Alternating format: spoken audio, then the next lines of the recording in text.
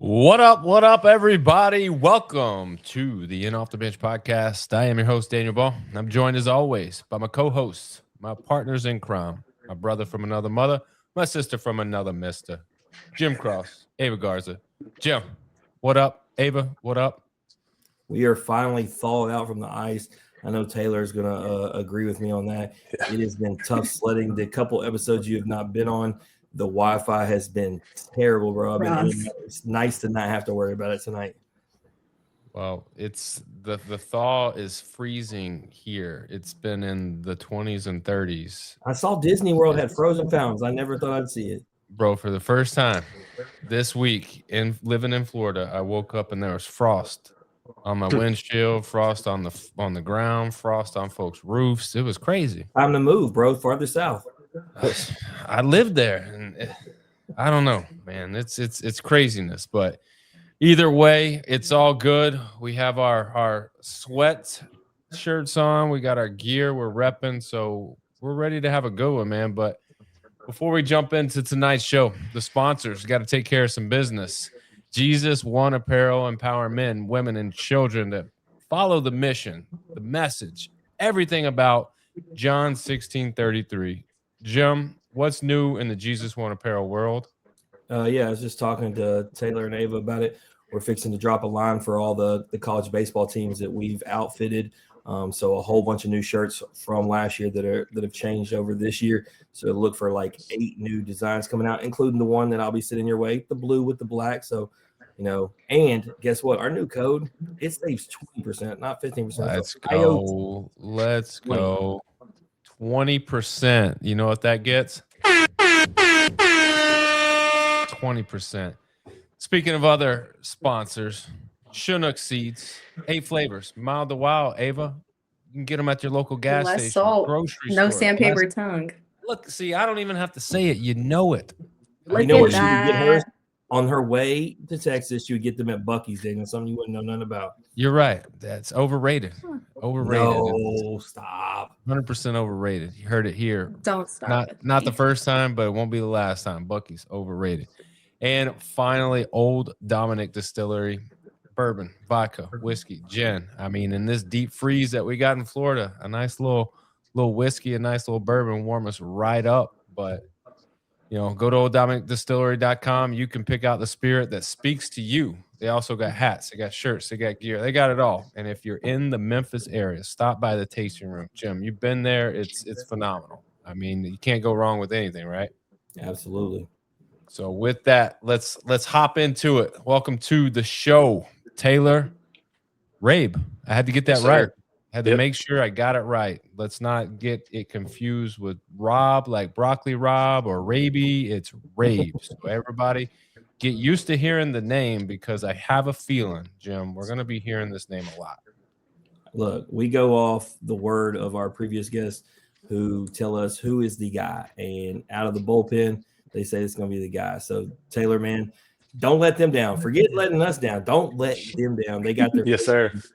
But I got to ask, before we get into your story, I was just talking about the freeze. I saw the pictures. And talk about what the baseball team was able to help and do with the community through this storm. Yeah, we were Coach B is, he's always been really good about keeping us involved in the community and making sure that we're not just here to play baseball, that we're here to be part of something a little bit bigger. And Oxford's such a tight-knit community.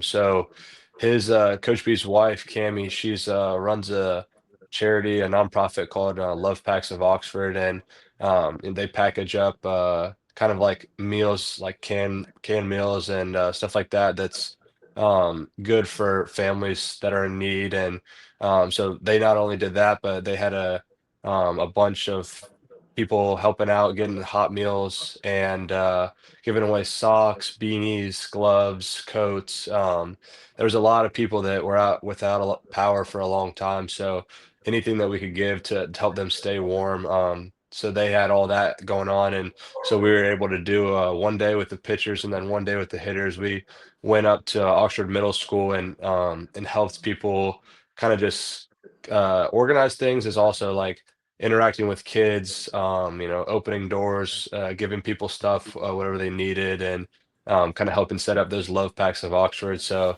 it was really cool, and it was really good to give back to the community because they do so much for us, during the season and throughout the whole year. Because you brought up the kids in the middle school, I got a follow-up question I wasn't going to ask initially, but I saw the pictures of you guys playing, games with them, seeing Uno, some other stuff. Let me ask you, Taylor, when you're in that situation, are you letting any of them win, or is it no mercy? Yeah, I didn't play Uno. I probably would have.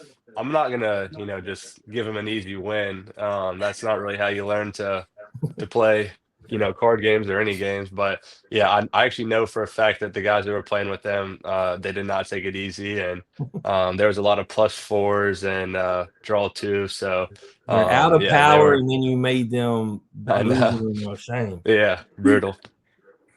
So, Taylor, where are you from? I'm from Greenville, South Carolina. So, we always ask this question, what's one thing that we absolutely have to do if we go visit? Yeah, Greenville's it's a really up and coming city. It's growing really fast, and I think a big part of that is because we have like a really cool downtown like Falls Park area. So there's a big waterfall in the middle of downtown. There's a river that runs through the whole city called the Reedy River, and the waterfall has a bridge that goes over it. And so you can come down there any time of the year, and there's ducks that are down there, and turtles and kids playing in the water. So. I think you got to go to Falls Park and walk around by the Reedy River. There's good food and live music, so it's a really cool place. Now, the question that Jim and DB are waiting for, what's one place that we have to eat at if we go visit? I think there's a lot of good food in Greenville. There's a lot of nice places to eat, but me personally, I'm more of kind of like I like to find like a under the radar spot that's like more low key. Like I don't really want to get dressed up or anything. So there's a place called Mike and Jess Barbecue that's probably 10 minutes outside of downtown. And it's like really small place. Like you can probably only sit like 10 people, 15 people in there, but you can get like a plate of barbecue. And we're not really known for our barbecue like I think Memphis is, but there is a lot of good barbecue in South I was going Carolina. to say And that's a risky choice yeah, sending us to a barbecue restaurant, but I yeah, like it. yeah, so I always go there, and I think it's like 12 or $13, and you can get a plate with two sides. So I'm always trying to get the most food for the cheapest price because I've always been a weight gain guy. So trying to get as much as I can is a big deal. So, who was your favorite athlete growing up? Yeah, so my favorite athlete growing up would definitely be Tim Tebow. So my dad graduated from the University of Florida. Both my parents are from Florida.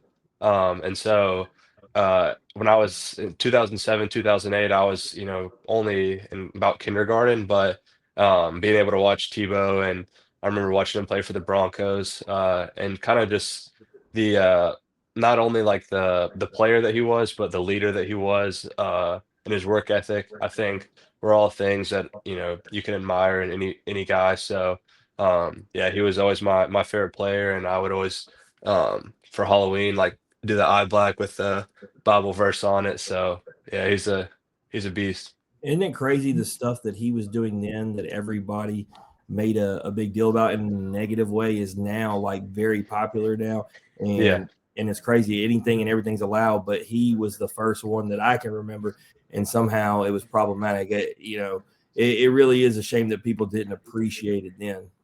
yeah, it's really cool what he kind of started, and how it kind of took off, and even how he went and played baseball after. I was able to see him play when he was in the minor leagues, and watching him pursue that and really just doing whatever he wanted to do, and kind of going head on at it was really cool. So, now the important questions. You were 2023 South Carolina Gatorade Player of the Year. That basically means you can go anywhere. So, what made Ole Miss the place to be?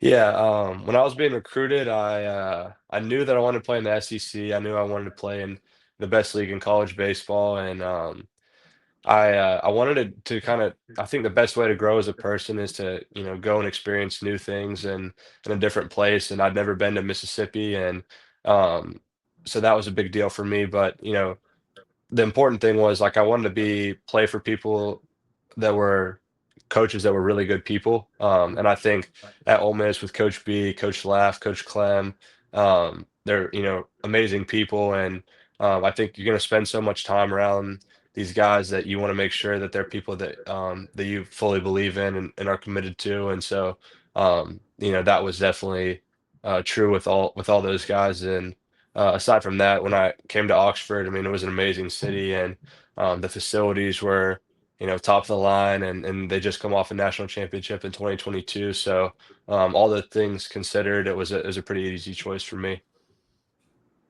DB, just in time, you're up, bro.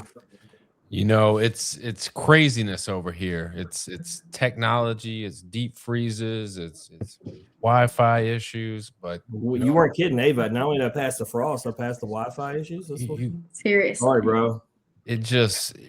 it's a long story, but it ain't about that. It's about you, Taylor. So, really, we know freshman year you redshirt due to injury. Talk to me about the injury. What happened and what was the recovery time and what did it all entail? Yeah, so I think is today February 3rd? Today is the 3rd. Yeah, so it was actually 3 years ago today, was a day that I tore my UCL in an inter squad.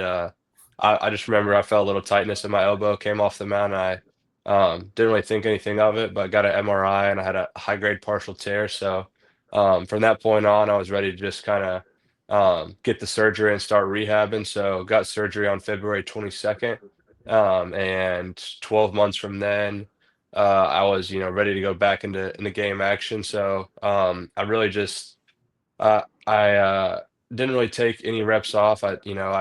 A lot of people said, if you listen to the rehab protocol that they give you and you follow the guidelines, it's a pretty it's like a baking recipe almost. Like it's designed to set you up in a good spot to come back and perform. So yeah, I got back and pitched in my first game on I think March 4th in a midweek game against Murray State, ironically, who we played in the regional later on that season. But yeah, it was definitely I was very blessed to be able to do it. To have that happen to me at Ole Miss. My freshman year, I had a lot of great people around me helping me with my rehab and making sure I was on track and everything. So yeah, I think it was I think if I want to have a long playing career and I want to throw hard, I think TJ is almost inevitable. And so I think it's part of it, and I kind of just embraced it and worked through it and came back and felt better than ever. Daniel, I got a Tommy John story for you real quick. It's got to be told on air. So I got told today that Willidis, who took the #1 pick, and even though it should have been Cade Anderson and Holiday, but it's a money thing. I made a comment about it, and anyway, guy said, "Give me Eli over Cade because Cade's had Tommy John," and I said, "What decade are you living in?" I was like, "We've interviewed probably 100 pitchers that have had Tommy John, and 99 out of 100 of them are throwing better than they did prior to." And we talk about it on here in depth, Daniel. But like for somebody to say they would rather not have Cade Anderson was crazy talk. Yeah.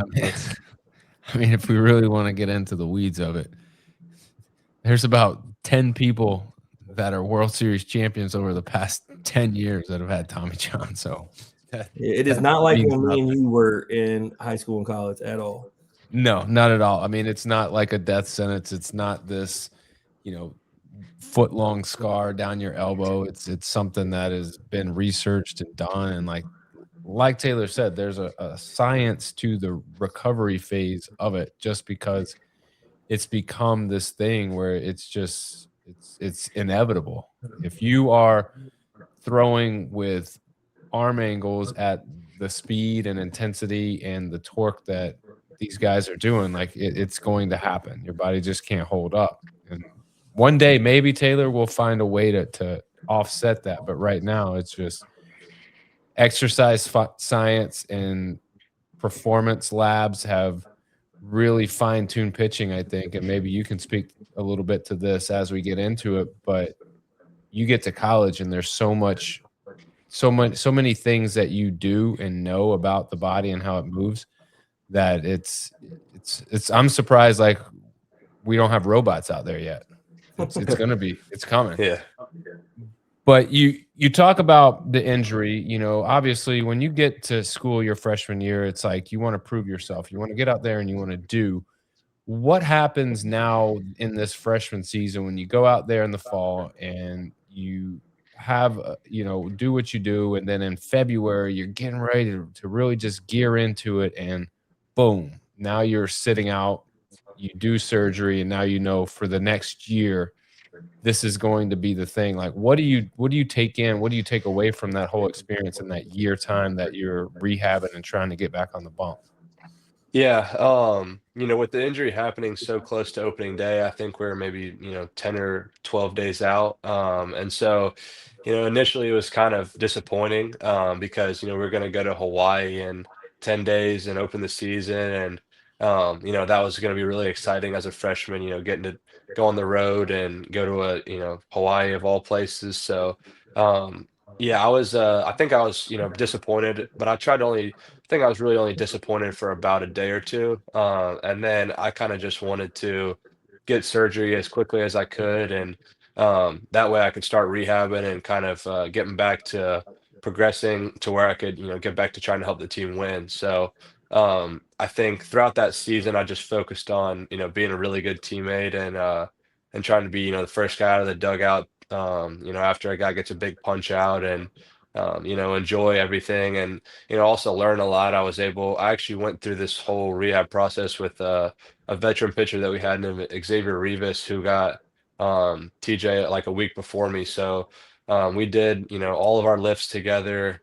We did all of our rehab protocol together, and he was a huge piece for me and helping me to. He really pushed me in the weight room. I mean, we were doing a lot of lower body, and I was struggling some days because he was a senior and I was a freshman. He was a lot stronger than me, but looking back on that, I mean, I'm much better for it, and he also kind of stuck with me, and he got drafted that year by the Yankees, and we've still talked today and check up on him and see how he's doing, and he's really climbing in their farm system. So to have someone like that was really beneficial for me, and to also just learn about pitching, just sitting by Coach B and kind of talking to the guys and seeing what they were going through that season. So yeah, I kind of just tried to be a sponge during the games and soak up as much as I could. And then when I wasn't playing, I was in the training room focusing on my rehab and taking care of my body, gaining weight. So yeah, I was just doing everything I could to try to. I knew that when I got back in the season, it wasn't going to be before the season started. It wasn't going to be before February 14th. So every day that I, took off or, kind of messed up, I guess, was making the time that I was missing longer. So I really had to be on top of it if I wanted to come back and get the most out of that season. So that was really, the top of my mind the whole time I was rehabbing. Well, you did it. You were able to bounce back. You had 15 appearances with 2 starts. What do you feel, in that last season that that you did well to improve upon, and what did you do that maybe this year coming up you're like, that's my focus. I need to get better at that. Yeah, last year was a huge year of growth for me. So when I look from the start to the finish, I was really proud of how far I came. But I think initially when I came back, my arm was healthy, and that was a huge deal for me. But I also wanted to really contribute and really help the team win. That's was my biggest priority. So I think a big part of what I had to kind of learn and adapt to was just like being comfortable pitching again. Because I had done probably 4 or 5 live VPs going into that first game that I pitched in, but I hadn't done really any inner squads. I hadn't run any pickoff plays in a while or done PFPs. So being able to be comfortable out there again, and I think there were some outings where I remember I would after the outing I met with our pitching coach Joel Mangrum, and I think one that stands out to me was I pitched against Vanderbilt on a Sunday, and we just watched strictly my body language and not the result of the pitch or the hit, and I kind of learned that I didn't look confident. I kind of looked like a loser, and so I think that was something that was easy for me to see and to change. And after that, I started to feel a lot more confident on the mound. I had bigger body language, and as the year went on, my stuff ticked up, and I was throwing harder. I was, throwing more strikes, more quality strikes, and I was able to, I think when I look at the year and being able to pitch in environments like at Mississippi State and in the SEC championship game and in our regional in Oxford, those were big outings for me as far as gaining confidence and improving. And going into this season, I think the big focus was just being able to miss more bats. I had a great year as far as throwing strikes. It's never really been a concern for me, but missing bats was something where I wanted to, strike more people out because, that, helps the team a lot and it also helps you get to pro ball. So we worked a lot on velocity and pitch execution and things like that. So I think for me this year, I think throwing harder is a big deal, but also just, being able to strike guys out and get into two strikes and being able to put them away is a big emphasis for me. Yeah, obviously you got to have that confidence. That's where it starts. You got to look the part on the mound because these hitters, man, they're some jerks, man. They look for any little sign of weakness, and if they don't see confidence in you, they'll go up there and go, "Well, this dude, he ain't gonna throw me strikes, and if he Mhm. does, it's gonna be something I can drill." So going out there and believing in yourself, that's huge, and having the body language that mimics that is also, what you got to have. So when you look at last season and you go, all right, we came up short in at home of all places in the regionals. You have high expectations because you go to Ole Miss, but you have even higher expectations coming off of we'll call it a recent national championship not too long ago. You had lots of success, you had lots of talk and buzz, and so now the level is elevated. What makes this team special enough to do that, to win it all again? Yeah, when I look at this team, it excites me a lot. Last year's team was a really experienced team with a lot of old guys that had played a lot of baseball. But I think when I look at this team, you know, I, I would like to say that we're more talented than we were last year. I think on the hitting side, you return Will Furnace, Judd Utermark, Austin Foley, and then you pick up Daniel Pasella. That's like 70 home runs. There's not a lot of teams in the country that are able to get that type of production offensively back. And those are more the power guys, but guys like Hayden Federico, Dom Decker, um, and Braden Randall are going to be huge guys for No guys love we for my have. guy Topher Jones. All right, I see you. No, Topher's he's kind of like I wouldn't say Topher's like a power guy like Judd, but I would say Topher, Owen Pano, and Tate Sermons are kind of like the hybrid guys. They have good speed.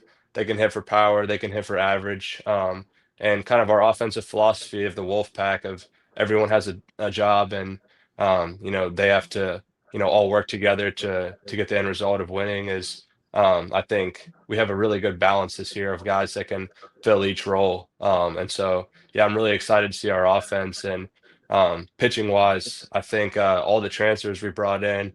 Man, we have some really talented guys. We have guys that throw really hard. We have guys that throw from weird slots, and I think this year's team is also just like really poised on the pitching side to get better. And it's really cool to see just every day the guys come in and they're really focused on their 1 day plan of what they need to do that day to get better. And we also have a great bond on the pitching staff. We spend a lot of time together.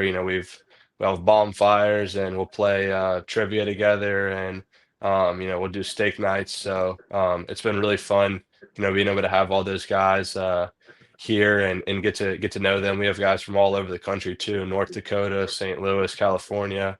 So yeah, it's been cool, but I think this year's team is super, super talented. And I think, everything that happened last year is great experience going into this year. So I'm really excited to see all of it come together, and I'm really you know hoping for a great year and excited for this team.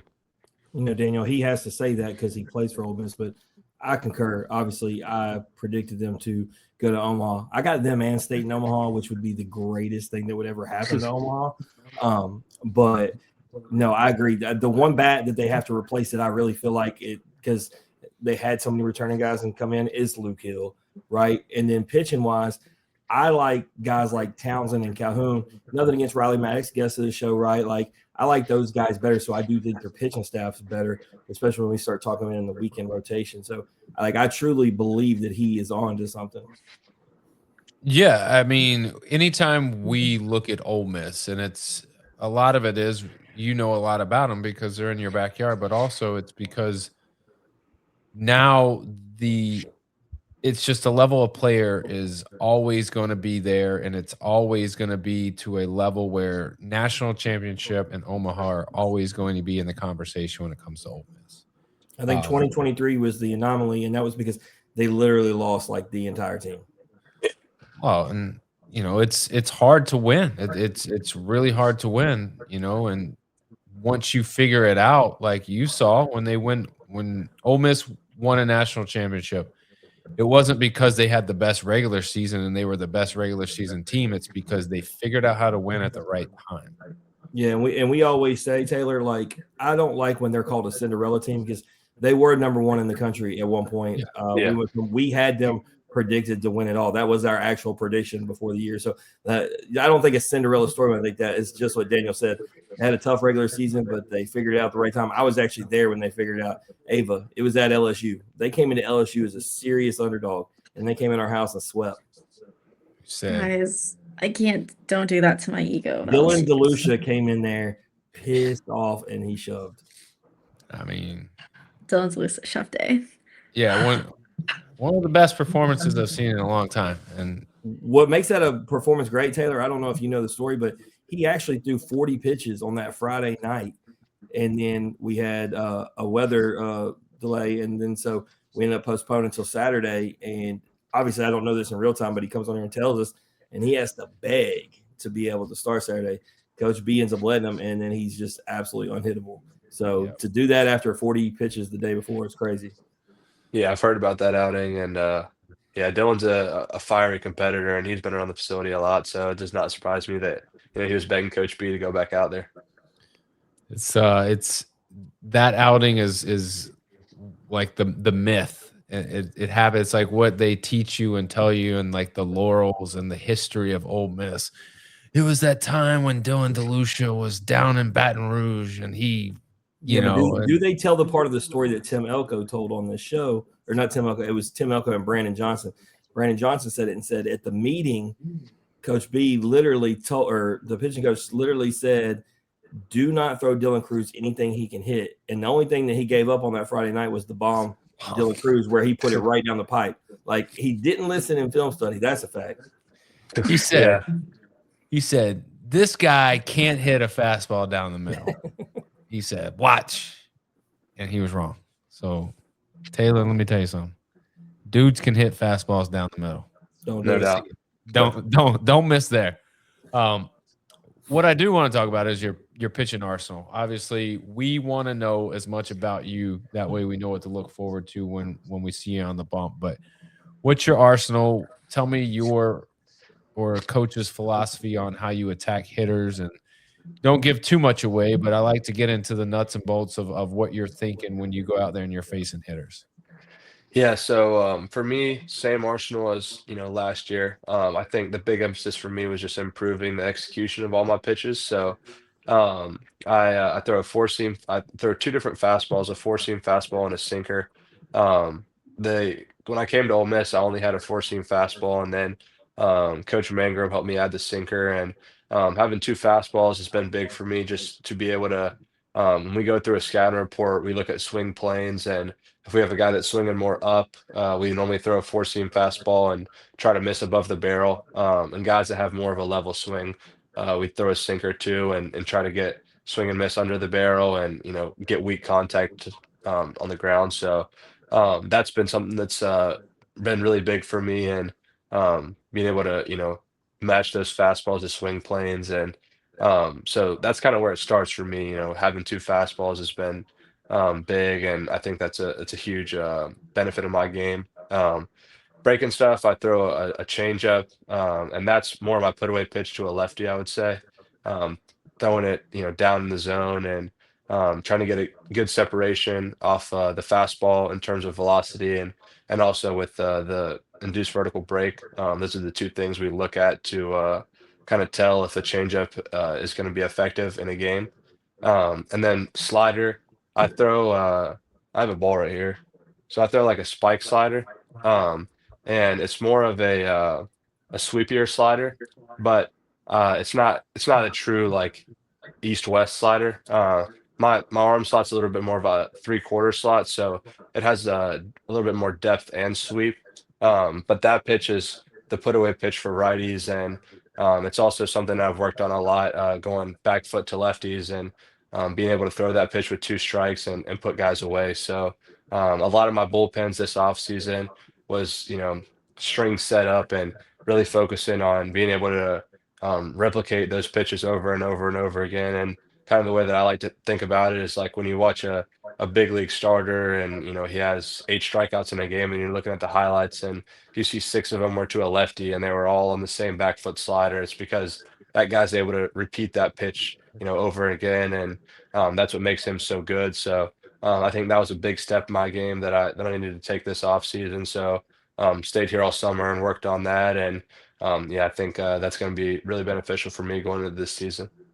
I think that's one of the hardest things coming back, post surgery is being consistent with, like you said, like that pitch that is going to be your out pitch to lefties and locating that the same way that, finding that I think is the hardest thing to do post surgery. But I will say, Jim, for those of you that don't know, there's no better feeling than to get a scouting report and go, this hitter can't hit pitches here. We're going to attack there. And then you attack it and you have tons of success. Mhm. But I will say there's nothing more frustrating when you locate that pitch and they actually hit it Yeah. because that happens too. But I do have one last question when it comes to pitching. So a lot of times when guys have an unorthodox like grip on a ball, like the spike slider, like is that something that you're grabbing immediately and holding on to and then figuring out, or is that something that you can grip mid, looking for the pitch, mid whatever, you can grab it at any point and not really know? Because I know some guys have a really big tell when it comes to gripping the ball that way. You can definitely tell. And so they grab it. As soon as they get the ball back from the catcher, they go ahead and put that grip in the hand. That way, if that's the pitch, they can pretend like they're moving the ball, but nothing's happening. So, Yeah, I think in the SEC, the tells is a big thing. Every team's looking for them. So I've had to work through some of that. And so what I do is I, start with just a ball in my glove right here, and then I just go in and grip it in the glove. And so for me, I'm able to grip all my pitches in the glove. But I will say for a lot of the guys on our team that throw a split, they start with the split grip in hand and then go into the glove with that because that one's a little bit more harder. yeah. You got to dig sometimes. But for me, yeah, I've thrown that same slider grip since I was in high school. So yeah, I'm pretty comfortable just going into the glove and being able to get it from there. Speaking of, tipping pitches, Daniel, Liam Peterson told us on Friday night that game where I got honored, in the inning before I had to go on the field, we gave up 6 runs. He actually said on this show, like something we didn't know. He said, y'all were tipping pitches. We knew everything you were throwing. And I was like, I'll be. Like, hey, if you don't think folks are watching, let me tell you, there's a whole there are guys on a team that make it their mission in life to every game to go and find out how to read a pitch. They could have not done it right before I was going to walk on the field. So the vibe in the stadium was real eerie, like not ideal. Yeah. Speaking of not ideal, Daniel, I had a long time to recover from when you asked the question, but when you brought up Hawaii, bro, it hurt my heart. Like, Taylor, I feel your pain. I was supposed to go. Had it set up. We even interviewed a couple Hawaii players to get ourselves ready because we had already had most of the Ole Miss team. Had the flight, had the hotel, taking my wife, using a business trip as a reason to take her. and then she got sick and ended up having to go get surgery. So it's not her fault, but I'm still mad at her. I don't know how to explain it really, but I was supposed to go to Hawaii to watch baseball, and it got ruined. Yeah, that atmosphere too, like, whenever the guys got back, they were like, they've played in a lot of SEC stadiums like LSU and Arkansas, but they said that that was one of the more wild places they've gone. Just, the stadium was kinda right on top of them, and, they said it got really loud. So, yeah, I was, surprised to hear that, but, aside from, like, a tropical location, the atmosphere was really cool too. Yeah, I mean they sell out, because like I said, we had a couple of their guys on. They sell out every game. There's not anything else going on. People love their team, so Mhm. yeah, it's pretty cool that y'all got to go experience that. But speaking of schedule this year, like I don't know if y'all talk about it. I don't know if you know this, but it's like it's factual. You have the number one hardest schedule in all of college baseball. Is this something you know, and is this something y'all talk about? Yeah, it's definitely something that we saw when the schedule came out, but, I think, playing in the SEC, you expect to play really good teams, and, I think, it makes it a lot more fun when every weekend you're gonna play another really good team, and it's gonna be highly competitive. I mean, when I look back at last season, those are the games that were the most fun for me. So, I think that's a huge, thing to look forward to, and it's also a really good opportunity with the amount of draft eligible guys we have that there'll be a lot of scouts there to watch both teams, and would be a really good time for guys to show what they have. Yeah, no doubt. And I mean, with that, y'all do host Mississippi State at home, which is massive because they have the second hardest one. So that series is not only for the state bragging rights, Hmm. but it may be pivotal when we talk about SEC teams trying to host. But for you, since you have looked at the schedule outside of Mississippi State at home, is there any team weekend series that you're looking forward to? Whether it's they beat y'all last year, or maybe it's somebody that you want to go to their stadium. Is there any weekend that you're looking forward to most? Yeah, I think the home schedule is awesome. I think having Mississippi State at home is awesome. Obviously, I think the LSU Ole Miss rivalry is really underrated, and so having them come to Oxford is going to be a really fun weekend, and then going on the road. I think I've heard everyone talk about going to Arkansas and how cool that is, but aside from that, I know growing up being a Florida fan, being able to play in Gainesville. That'll be really cool, and I'll have a lot of family there to see me. So yeah, I'm looking forward to both our home and road schedule, but I think we have a bunch of great places to go to. So it's gonna be really fun. So, I think another thing too is going to Houston to play in the Astros Stadium. We got to go to Texas last year and play in the Ranger Stadium, and that was just such a cool experience just to see kind of how nice those big league ballparks are. So to be able to check another one off the box and say that you've gone and played there will be really cool. Yeah, that's where I'll be. I'll be at Globe Life this year.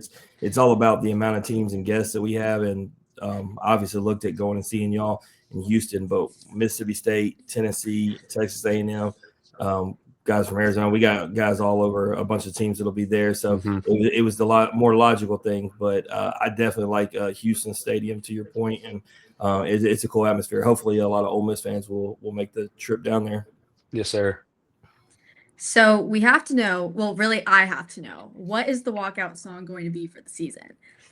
Yeah, so I kind of went back and forth. I think this is a big thing for really any baseball player. It takes a lot of time considering that, but yeah, I kind of just wanted to go with the song that I just enjoyed listening to and kind of pumped me up. So I picked a little Gunna from a an album that I listened to when I was in middle school. So it's a song called "Who You Fooling," and it's kind of got a cool beat to it. So it's probably one of those songs that a lot of old heads will say they have no idea what he's actually saying. But for me, I talked with my sisters about it, and they liked it, and talked with my roommates and my girlfriend. So everyone kind of gave me a thumbs up, and so I was like, yeah, I'll go for it.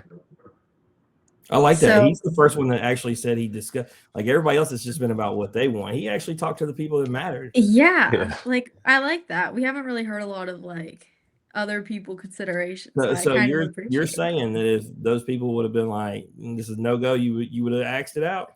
Yeah, I had a couple other ones. I had some reggae songs that I kind of proposed, and they got shot down. So I I think the wonder worst why. thing I the wonder worst, why.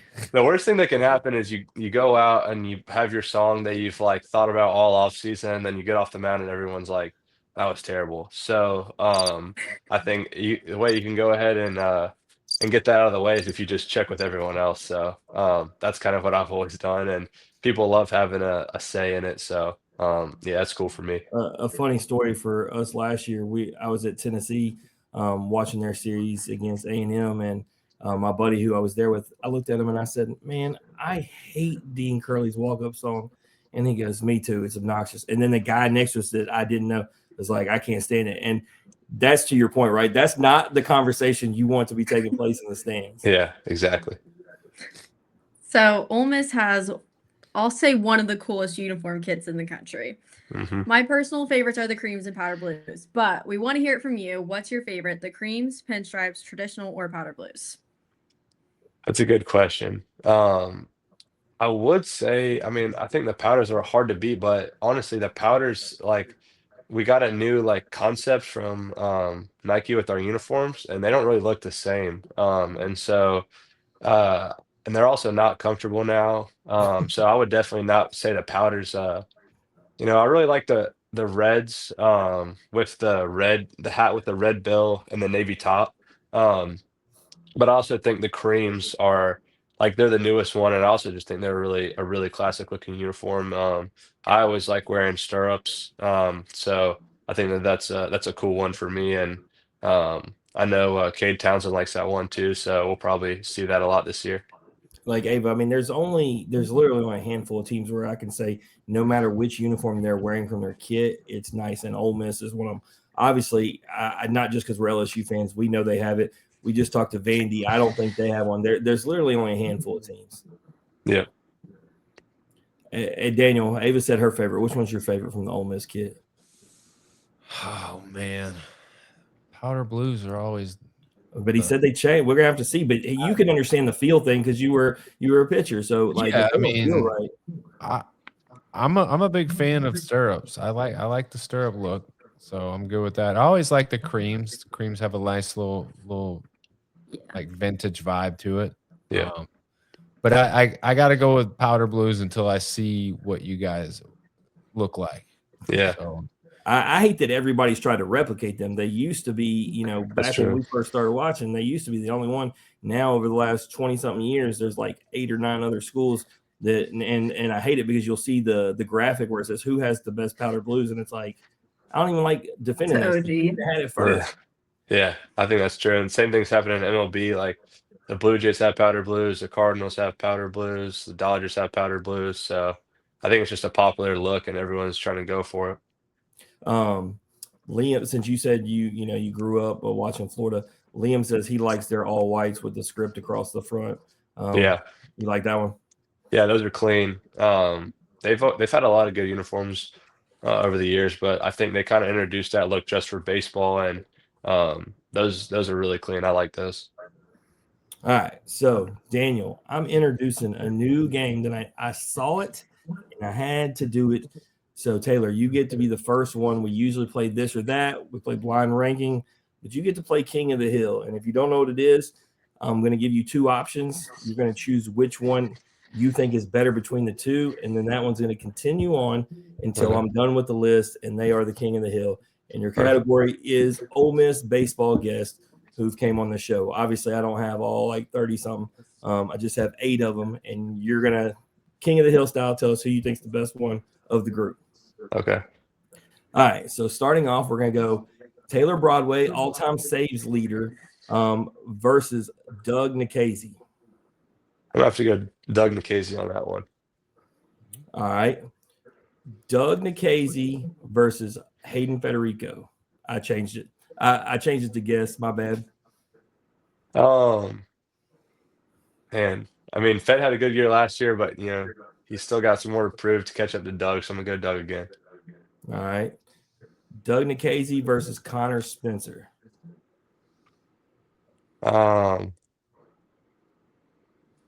Man, Double Deuce has been an Ole Miss fan for a long time, so I'm gonna go Doug Nikhazy again, and hopefully he'll understand that.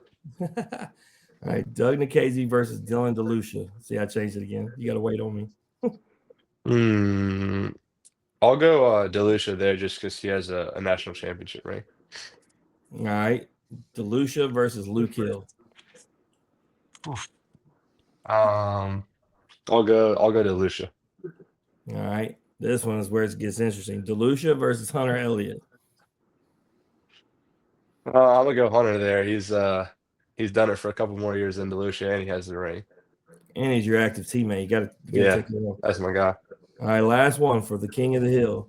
Hunter Elliott versus Tim Elko. Yeah, I think you gotta pick Elko every time there. He's got a statue in the stadium for a reason. So yeah, he's the man around Oxford. Hey, I didn't know if maybe you'd take one of your boys who's currently on the team to the top. No, I think if Hunter, after this season, he could definitely, take the cake for the, best Ole Miss player of all time. He's kind of on that pace, but yeah, what Tim's done is unbelievable. So yeah, he's like the Great Gatsby in Oxford. Yeah, I mean, both of them have stories of adversity and had injury issues and have done amazing things through them. Like, I hate that Hunter has had the issues he did, but for, the Ole Miss, for the team, it was significant because, if he doesn't get hurt, he's going to go in the draft that year. And then it changed everything. And then he decides to obviously come back for this one last ride. He Mhm. just, as loves the team and the school so much. And so it's really cool to see the way, it may not have been the actual plan, but now I think it's going to be better than ever. And if he does add that second ring, man, what'll be for that story? Yeah, he's working his tail off and really trying to improve every day. And he had a really good year last year, and wasn't satisfied with that. And so he's really improved going into this off season. And I think the pitcher he's going to be this year is going to be even better. So I'm fired up to see how that turns out. Daniel, he's preseason picked by D1 baseball for SEC pitcher of the year. I think that's always a safe bet, right? Like your veteran guy. Yeah, No doubt. no doubt, no doubt. I think it's gonna be Connor Fennell, but that's a whole nother thing. It's neither here nor there. But Taylor, man, hey, it's been a blast having you on. Anything you want to plug or promote before you get out of here? Yeah, I don't think I have anything to promote for y'all, but I really appreciate y'all having me on, and appreciate y'all considering me for this. And thanks for reaching out and getting to know about the Revs this season. I'm fired up for the year. Well, let everybody know when's opening day. Who we got? Where are we gonna We be? got man, I think it's February 13th. Nevada. Is that a Friday? Yeah. It's Nevada. Yeah. So yeah, there's still some ice in Oxford right now, but that should all be cleaned up, and they should have all the trees up, and students are getting back February 8th. So it'll be a really exciting time in Oxford, and we haven't had an opening day at Swayze since 2023. So I'm really excited to see it, and that's always a big deal here. So it'll be really cool, and I'm fired up. Daniel, what's a bigger day on the calendar? You got Mississippi State coming in, and I think March 28th will be on that Saturday. They'll set the attendance record because of how good these teams are, and every year they usually tend to set the attendance record. Or will it be April 10th when Ava walks into Swayze for the first time? I mean, I feel like if I don't pick Ava, like there's gonna be some. It was bad like King of the blood. Hill. He had to take his boy or Yeah. take the what really wasn't Yeah. his. But I think until Ava makes her presence known, I think the answer is going to be Mississippi State. But after Ava has made her presence there, I think Yes. moving forward, So- she's so going to Daniel, cement her Let me put this spot. on air. She already said she's low key a secondary Ole Miss fan. Hayden is going to give her the full facilities tour when we're there. Is there any chance that she falls a little bit more love in Ole Miss to where when the game actually starts, she is conflicted to where she doesn't know who to root for? No, not a chance. Not a chance. I mean, she They got good snacks she in can the like Rams, Ole I Miss. know. She can like Ole Miss in front of their faces, but the reality is, if you cut her open, I think we know what color she bleeds. Mhm. That and like you can't beat the oysters in the stadium, man. Like the fact that you can get like charred oysters in a baseball stadium, like that's where my heart Wow. is at. You're actually going to be in for a surprise. Taylor knows what I know. As far as things that happen in game, Ole Miss is actually, to me, the best in the country. When you talk about the light shows off the home run, when you talk about the beer showers, when you talk about, they have a cart that throws hot dogs to the fans for free randomly. Like, they have a little bit of everything going on at Ole Miss. Yeah, I'm keeping. they do it right in the stadium, and I love that hot dog cart. When I was in the bullpen last year, I was always trying to catch a hot dog when it came by because I would get hungry out there, and so hot dog's a perfect snack to kind of hold me over for the rest of the game. I'm I didn't know about the predicting oysters though. That's pretty cool. by Right? the bottom of the fifth, Daniel, she's going to be doing this number right here. I'm predicting it. Okay, not too much. I do We it. know I who I'll get be caught up in rooting it. I get swept in it. Their in-game stuff is a vibe. Like, I don't know what to tell you. Guys, Yeah, it's fun. maybe internally I might be cheering for the people that we've interviewed. But of course, like, who do I want to win? Look, I'll say one LSU. more Who do thing I on want to air. perform well? The people that we've Every, interviewed. I'll say one every more one of our secret guests. on air for Taylor that Daniel knows. So in 2021, I was actually at my first Ole Miss series. It was against LSU. And most of the Ole Miss fan base had left because LSU was up by 8 runs. Anyway, I watched them come back and win, hitting bomb after bomb, and the student section stayed. So to see a walk-off bomb by Kemp Alderman in the 10th on a 9-run comeback and a beer shower, I told Daniel, I was like, I hate that LSU lost, but that was one of the coolest things I've ever seen in my life. Yeah, and it was in a matter of like 2 innings. The funny part was unbelievable. I was supposed to meet Cade Beloso after, and you remember that story too. I told you I went to say something to him. He's like, "I'll catch up with you later. We're fixing to get our ass handed to us. I gotta go." Yeah.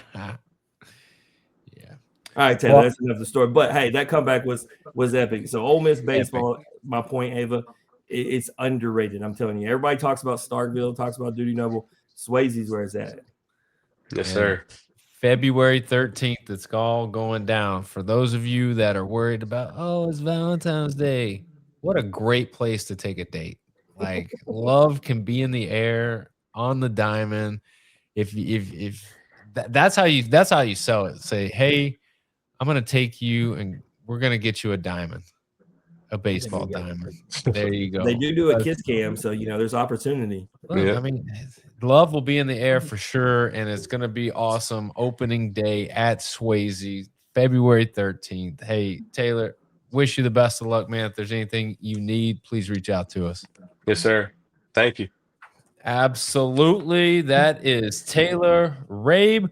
If you like hearing Taylor's story or you just like hearing average Joes and Jills talk X's and O's, please like, share the podcast on Facebook. Head over to YouTube, like, subscribe, notifications. That way you're first to know when new content is dropped. Jim, what do we got going on? Who are our guests? You won't even believe it, dude. We're going back to. You're right, because I don't have a schedule. I don't know. It won't let me share the notes right now, but man, we're going to talk to Mac Whitcomb from Vandy, the #1 ranked catcher returning in baseball. So crazy. Vandy in back-to-back weeks. I don't know what's going on. It's Yeah, crazy. what is happening right now? If Florida happens back-to-back weeks too, the world's ending. Well, don't say that, because that's a possibility now too. Everything's on the table in 2026. I mean, it's freezing in Florida. We get Vandy, we get Florida, we have back-to-back Vandy. Who knows what's going to happen? It's going to be a great season, but let's get out of here. As always, remember, strong body, sharp minds, grit and grind all the time. We're out.